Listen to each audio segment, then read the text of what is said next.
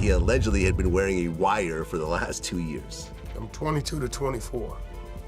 Yeah, well, prosecutors state that these transactions and the informant's recordings played key roles in linking Lil Durk to the murder-for-hire plan. There's a guy named OTF Jam. Whack 100 was speaking the truth. Now, the consequences of F Jam's betrayal of Lil Durk are lethal. Rumor has it that Jam was recently assassinated, maybe as a direct consequence of his betrayal. Furthermore, this may completely alter Lil Durk's case if it weren't already insane. First, let's analyze the first day of dry snitching. Let's imagine you're looking at a man who, after 12 years of quiet bidding, coming home to his first day of love and receiving bread and respect, allegedly turned around and became a walking wire for the federal government. It's not simply bad, it's the type of move that leaves your whole family permanently altered in some communities. Prior to exploring how Jam, whose real name was Casey Hester, became the most hated character in the Chicago drill scene, we studied the conditions that encourage this level of treachery. We are talking about a society where you have to keep your word, and being a snitch is the worst thing you can be called. In 2010, when most cats were still learning how to obtain their first whip or even get a decent job, Jam was already in the thick of things. The man received a 12-year prison term after being convicted of attempted murder. Such a charge immediately separates the real from the fake. Most males would have been singing like they were trying out for The Voice in order to cut down on that time. At this point, however, the story becomes more complicated, since the foundation for the ultimate elegance was being secretly laid. As Jam was incarcerated and served time in the Illinois jail system, a young, ambitious rapper named Lil Durk was forming what would become one of the most notorious drill music teams. In 2010, Durk launched Only the Family. At roughly the same time, Jam was catching his case. What started out as several neighbors doing music together eventually evolved into something far more complex. This went beyond a record label or a rap group. Prosecutors would later call it a hybrid corporation, one that had substantial street credentials to support its respectable external image. The Black Disciples and F had a well-known relationship on the streets. It was more than just a few suburban kids being tough for the cameras. These real streetmen had been hard at work, as they were shorties. Their drill music was producing more than just entertainment. Essentially, it was a sound recording of real beef, real bodies, and real consequences. For those 12 long years, Jam was fulfilling his bid. Something beautiful, yet dangerous, was happening outdoors. Durk was going insane. Globally, drill music was becoming more and more popular, and F was in the center of it all. Songs about being truthful, sliding on ops, and gathering bodies weren't just heard in bars, complete with high caps and 8,008s. They were outright admissions. When Jam finally landed in February 2022, the whole scene changed. While Jam was being booked, the young man, who was now a major force in the rap industry, started F. Most cats in their environment could only dream of what Durk had done. Despite being mainstream, he had kept his street cred. However, success on the streets usually comes with a price, and that price keeps going up. The disputes that had molded Durk's image and the actions that led to his most severe outbursts were still occurring. When Vaughn was assassinated in November 2020, the squad was left with a wound that needed significant retaliation. Under the code they adhered to, some debts could only be paid off with blood. This is where Jam's story connects to one of the most famous federal cases in hip-hop history. When he was released in 2022, Jam wasn't simply another jerk trying to change his life. He was accepted into the circle by Durk himself, who also gave him financial assistance and treated him like a member. This was no humanitarian effort. It was a matter of brothers defending their fraternity. At least that's how it seemed from the outside. He said, Jam get out that jam and give him 50, he ain't gotta ask again, bro. Like, you know what I'm saying? He ain't gotta ask, bro. He said he gave you 50, bro. You know what I'm saying? Can you tell us how much he gave you, or you don't want to even? No, we ain't gotta give him all that, but bro made sure he made a way for me to be straight, like he's saying, gotta ask again, you know, like shit. Crib, car, all that. Jam says Durk offered him a crib, a whip, over $50,000, and even covered his legal fees. For someone who had recently served more than a decade in prison, it must have seemed like winning the lottery. This was not only about keeping you guys safe. This was an investment in loyalty, exemplifying the kind of fraternity that F was supposed to represent. But allegedly, something else was happening all along that none in the inner group could have foreseen. According to FBI authorities, Jam had been wired up for years, collecting evidence and recording interviews as though he were creating a documentary. All of the conversations, moments of trust, and emotional outbursts were being recorded and forwarded to the same federal investigators who were putting together a RICO case, if these allegations are accurate. The consequences of this alleged betrayal go far beyond one person deciding to collaborate with 12. We're talking about someone who is welcomed into the highest echelons of the team, given access to sensitive information, and treated like family. This person allegedly exploited this confidence to build a federal case that led to Lil Durk being charged with murder for hire. October 24th, 2024 interview. That was wired. Very ironic name. Jam Now got he him put in a everyone in a jam. jam. Did 12 years. 12 got years. out, interviewed, said he kept it real, brought him cars, gave him 50,000. Right. This.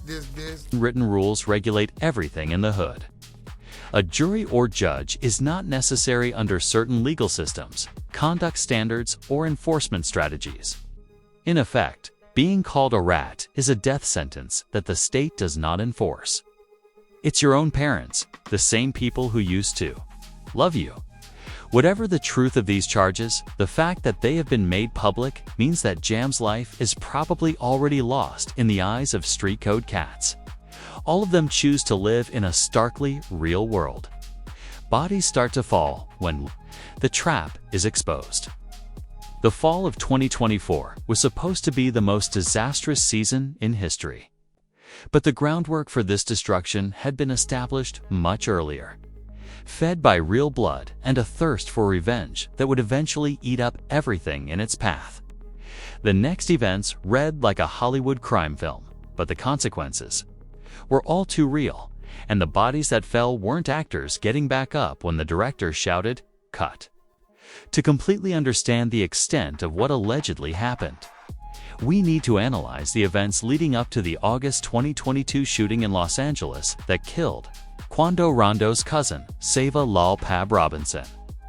This street was not like the rest, salt, or a robbery on the side.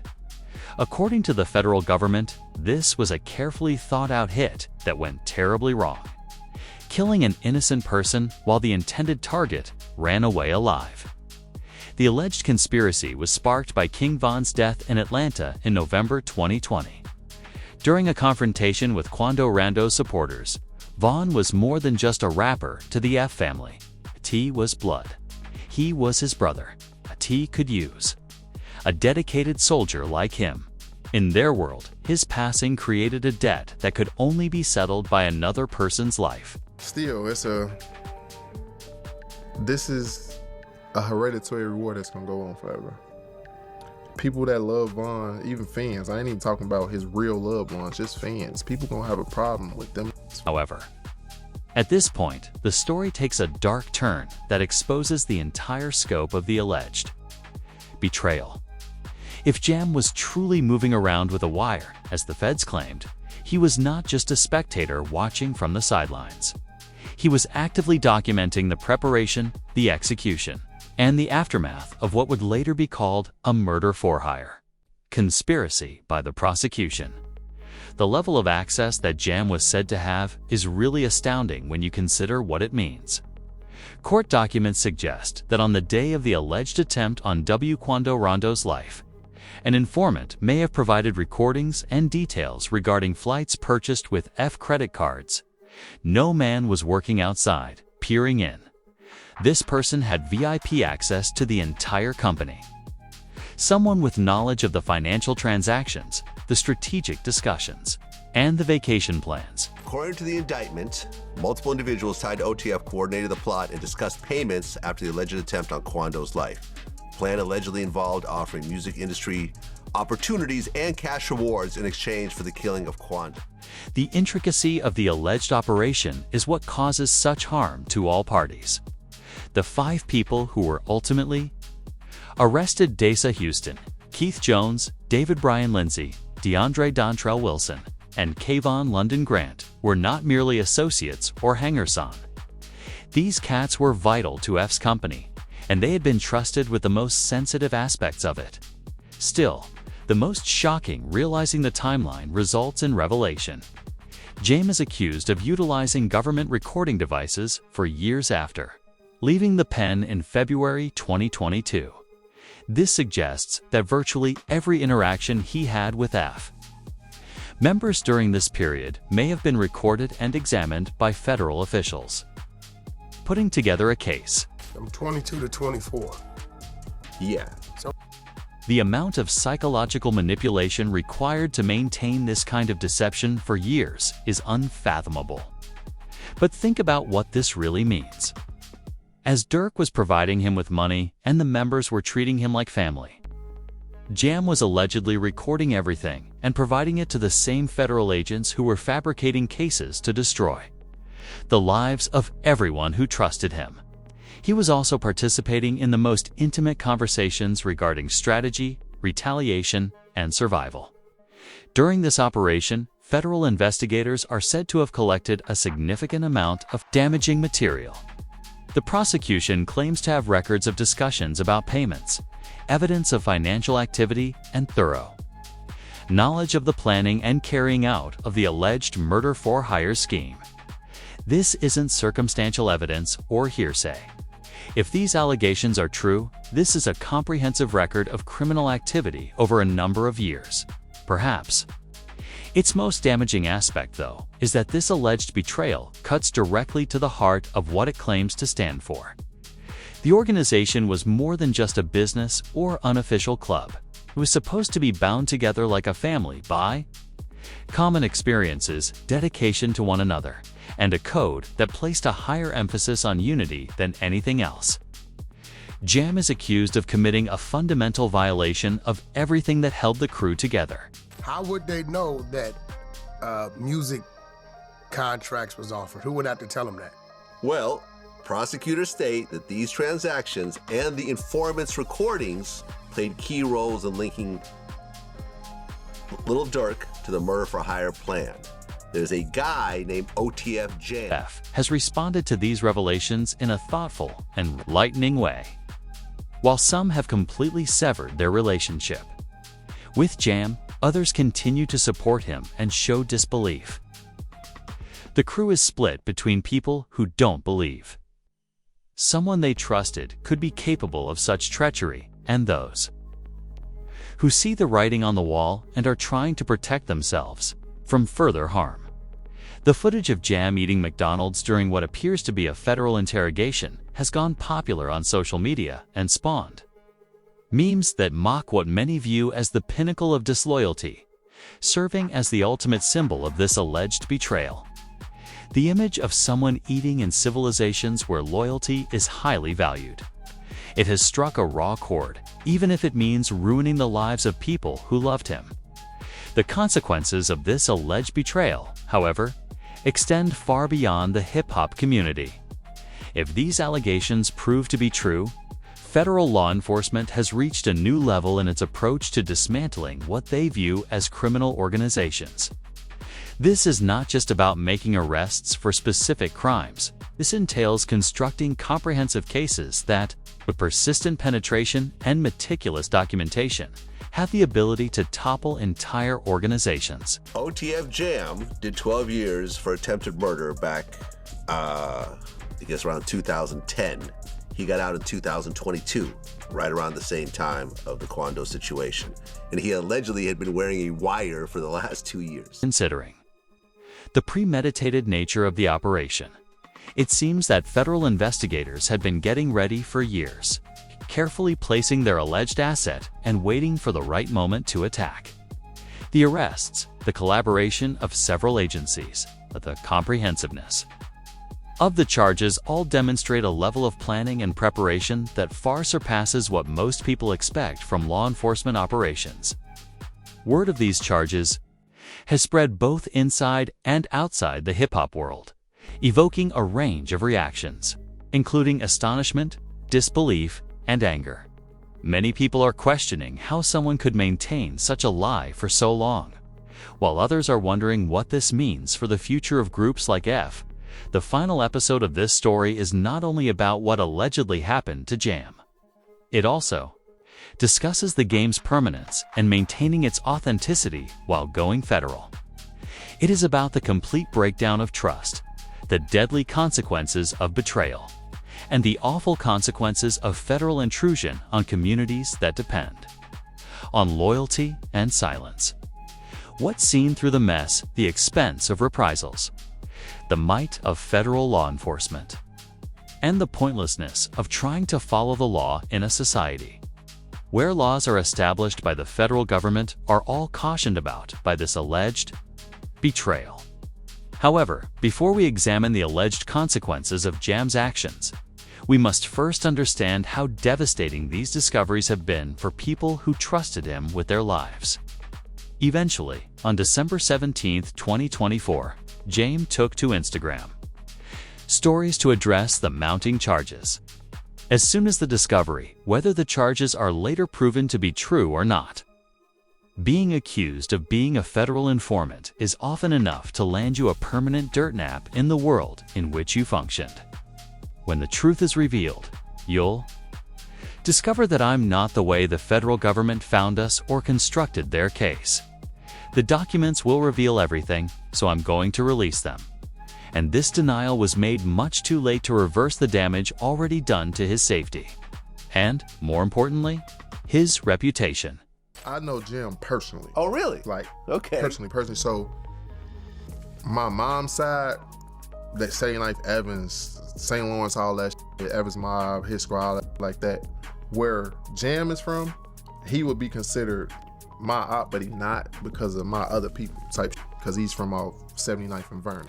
In a society where reputation is everything and trust is the only thing that matters, being labeled an informant or snitch is equivalent to receiving a death sentence that the state would not carry out. Former friends, co-workers, and even complete strangers will handle it because they see such treachery as an attack on the fundamental principles that underpin their society. Online debates have often raised concerns about Jam's safety, with many Reddit users wondering what would happen to him if, but when we look at the other accusations that have emerged from this case, the story takes a much darker turn. Lil Durk allegedly ordered the murder of OTF Jam's baby mother as retaliation for the alleged snitching, even if these are unsupported and should be viewed with the appropriate skepticism. Their very existence shows how violent and retaliatory accusations of law enforcement cooperation can be. In Chicago, he once again showed himself. Those who are familiar with street politics agree that things are not looking good. They're telling me he was actually in Los Angeles. Oh, really? You're saying telling OTF me Jam was in LA? He got caught with a switch, and they're telling me he's kind of the one saying the 50 I got paid was for that. But it's weak because that was to the world, he just was blessing. This issue is made more complex by the fact that many people who knew Jam personally find it extremely difficult to believe that he would cooperate with federal officials. To those who had known him for years, the accusations seemed almost impossible due to his reputation for serving long sentences without breaking any laws and his apparent adherence to street codes and morals. Jam, I don't think Jam. If Jam was gonna snitch, he'd have been snitched on a long time ago. Jam's done a lot of time in jail. Jam, real. The wider implications of this case extend far beyond the hip-hop community itself, though, as the use of long-term informants, sophisticated surveillance techniques, and meticulous financial tracking represent a new level of federal law enforcement powers that can infiltrate even the most closed and devoted organization. In their increasingly sophisticated approach to breaking into criminal groups, federal law enforcement agencies also often target those who appear least likely to collaborate because of their reputation for loyalty, which elevates them above suspicion. You give your statement and you agree to cooperate, you're getting on that goddamn stand and you're saying exactly what you wrote down, or else you're gonna do life in prison. Take your choice. Now, it's important to address the title's reference to Jam being smoked on camera in a straightforward and accurate manner. In November 2024, there were widespread rumors that Jam had been murdered, but these claims have been unfounded. Most people can't even begin to imagine the psychological toll of living in such conditions, knowing that everyone in your vicinity may be recording your talks and keeping track of your actions. Such operations can devastate communities and relationships in ways that go well beyond the initial focus of investigation because of the paranoia, ongoing vigilatory, and eroded trust they cause. Completely denied. CJ, a 16-year-old drill rapper from New York, was killed on October 24, 2024, as shown in the widely circulated video that allegedly showed a fatal shooting. As of May 23, 2025, no death inquiry is underway because there are no credible reports or pieces of evidence indicating that Jam has been murdered. The speed at which these false rumors spread shows how easily false information may spread in the digital age, especially when it involves well-known conflicts and accusations. However, considering how quickly these stories spread and were, the harsh reality of the world in which these events are taking place is reflected in the assumption that Jam will eventually face violent retribution for his alleged assistance. Lil Durk's trial was postponed until October 14, 2025, and the legal proceedings are still ongoing. The delay has been attributed to new evidence and developments in the plea agreement, indicating that the case is still developing as federal investigators develop their. This whole case will stem on people cooperating. If they can get people to say, Durk put us up to this, and their stories are consistent, then Durk is cooked. If their story starts being flip-floppy, this person's version of the story is different than this person's version of the story, Drew Finley will tear them apart. Family members of those involved have attempted to defend their loved ones. Jam's family has denied the snitching accusations, while Lil Durk's family has issued comments condemning the use of his songs as proof.